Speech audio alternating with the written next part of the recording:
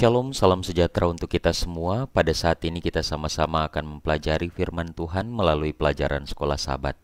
Namun sebelum itu mari kita tunduk kepala, kita berdoa. Bapa di surga, terima kasih Engkau sudah menyertai kami sampai pada saat ini. Kami siap untuk mempelajari firman-Mu melalui pelajaran sekolah Sabat. Tuntun kami, berkati kami, dalam nama Yesus kami sudah berdoa dan mengucap syukur. Amin. Judul pelajaran sekolah Sabat kita adalah Saat Kemuliaan, Salib dan Kebangkitan.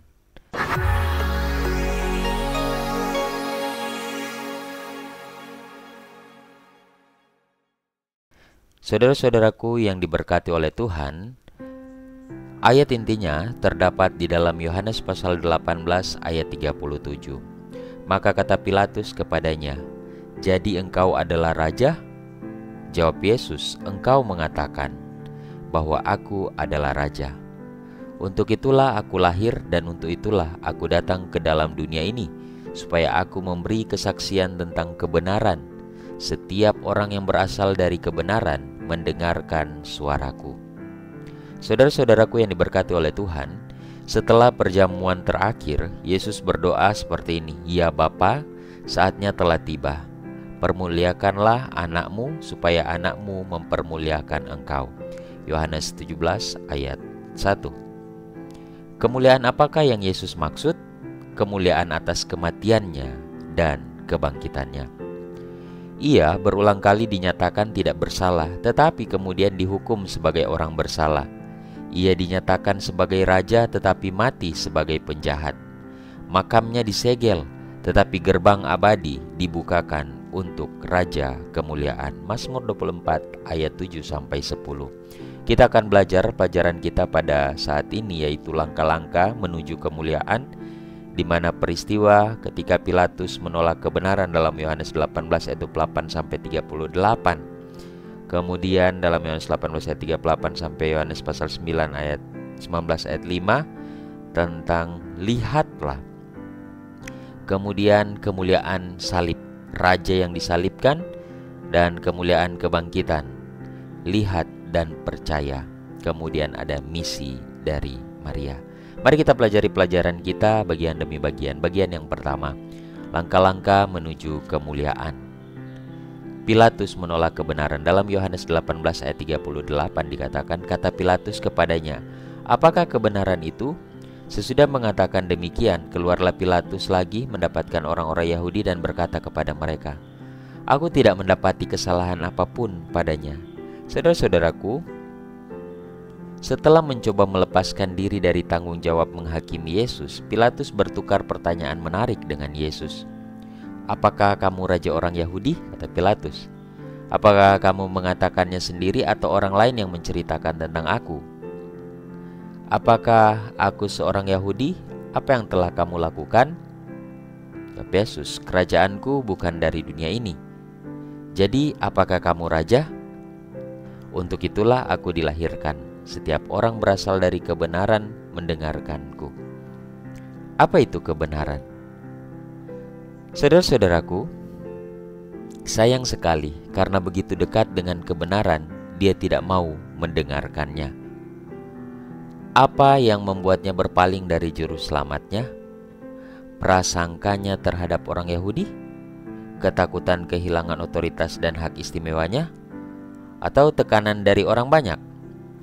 Proses pengambilan keputusan apa yang dapat membantu kita menghindari kesalahan seperti yang dilakukan Pilatus?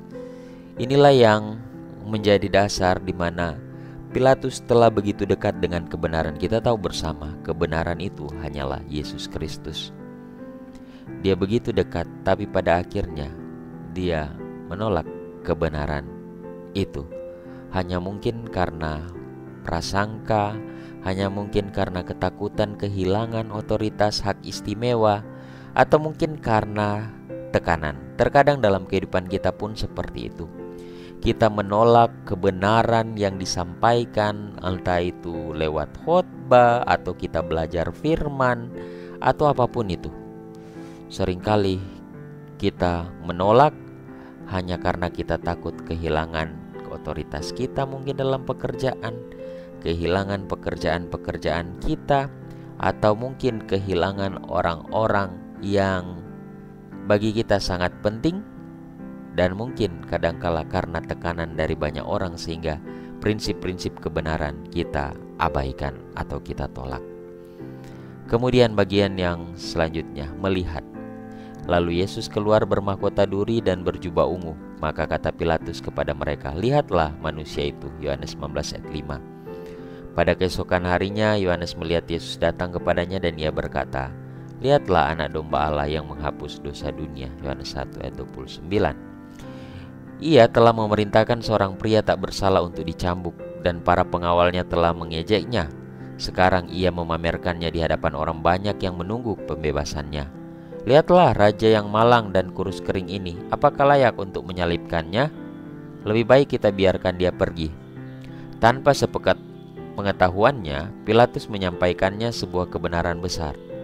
Dia yang berdiri di hadapannya, Sang Firman yang kekal, telah menjadi manusia berdasarkan Yohanes pasal 1 ayat 14. Tanpa disadari, ia menggunakan kata-kata yang sama dengan yang diucapkan Yohanes Pembaptis saat memperkenalkan Yesus dalam Yohanes pasal 1 ayat 29. "Lihatlah." Tanpa disadari, ia akan menjadi tangan yang mengorbankan anak domba Allah, Raja Israel.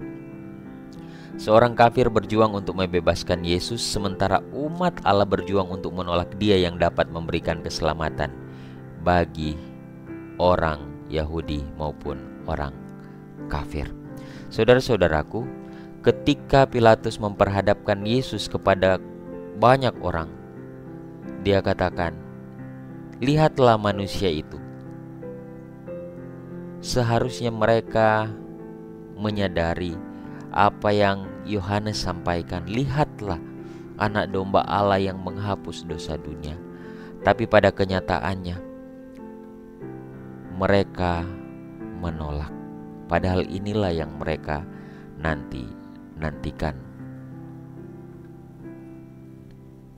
Mari kita pelajari pelajaran selanjutnya, kemuliaan salib. Raja yang tersalib, Yohanes 19 ayat 19.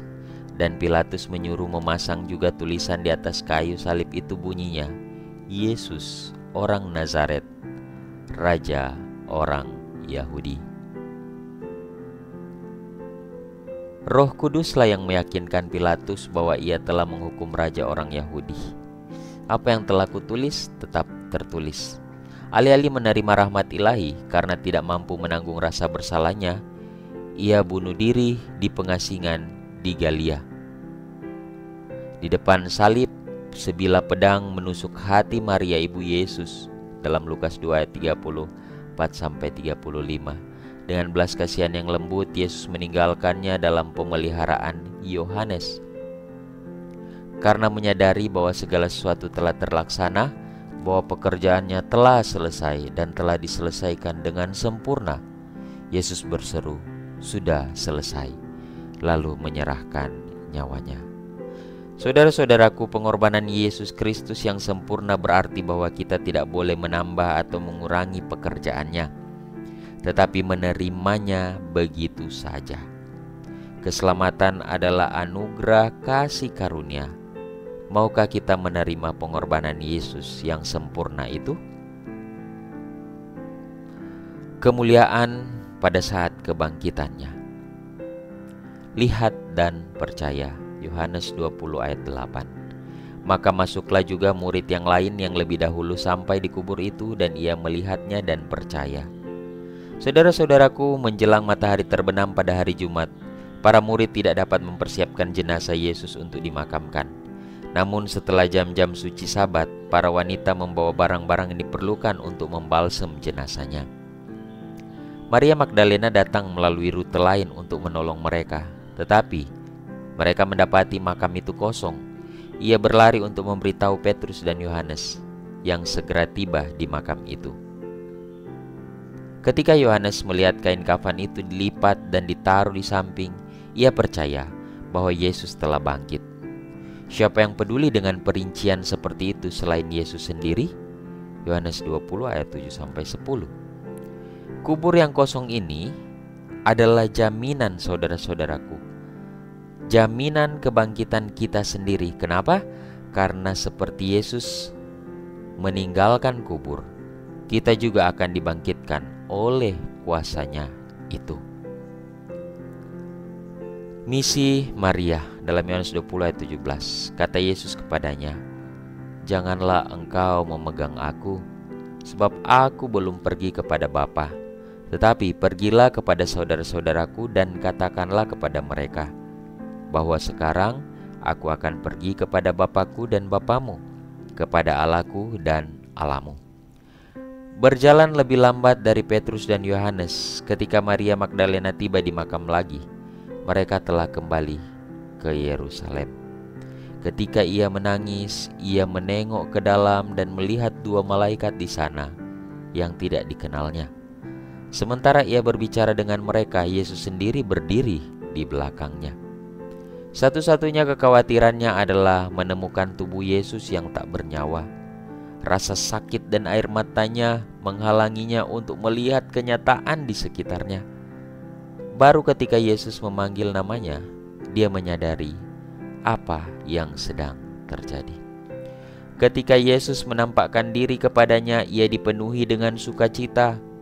Namun Yesus meminta dia untuk segera pergi dan menyebarkan kabar baik tentang kebangkitan. Maria segera memenuhi misi yang diberikan Yesus kepadanya. Sekarang saudara-saudaraku, giliran saya dan saudara untuk memenuhi misi kita yang Tuhan percayakan, untuk memperkenalkan kebenaran yang sejati, yaitu Yesus Kristus, kepada orang-orang yang belum mengenal akan Dia. Sebagai kutipan yang terakhir, kisah sederhana tentang salib Kristus, penderitaan dan kematiannya bagi dunia, kebangkitan dan kenaikannya, perantaraannya atas nama orang berdosa di hadapan Bapa, menaklukkan dan menghancurkan hati yang keras dan berdosa, dan membawa orang berdosa kepada pertobatan. Roh Kudus menempatkan masalah itu di hadapannya dalam terang yang baru, dan orang berdosa menyadari bahwa dosa pastilah kejahatan yang luar biasa, sehingga memerlukan pengorbanan seperti itu untuk menebusnya. Betapa menyedihkannya dosa, sehingga tidak ada obat selain kematian Anak Allah yang dapat menyelamatkan manusia dari konsekuensi kesalahannya. Mengapa ini dilakukan demi manusia?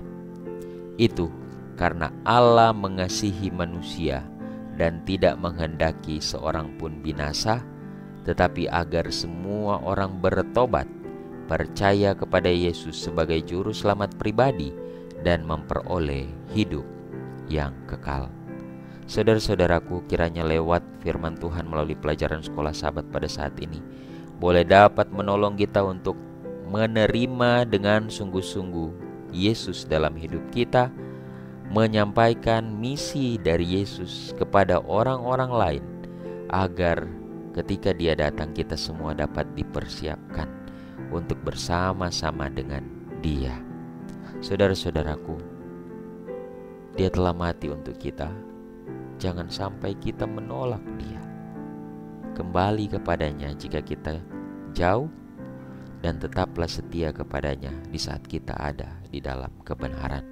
Mari kita tunduk kepala, kita berdoa. Bapa di surga, terima kasih untuk firman-Mu melalui pelajaran sekolah Sabat. Tuntun kami Tuhan, agar kami boleh dapat mempraktekkan ini dalam kehidupan kami. Berikan kami iman yang teguh, berikan kami kemampuan, karena kami yakin dan percaya tanpa Engkau kami tidak dapat melakukan apa-apa. Kami membutuhkan setiap pertolongan-Mu Tuhan. Berkati para pemirsa dimanapun mereka berada, jaga dan lindungi mereka. Dalam nama Yesus Kristus kami sudah berdoa dan mengucap syukur. Amin. Tuhan kiranya memberkati kita semua.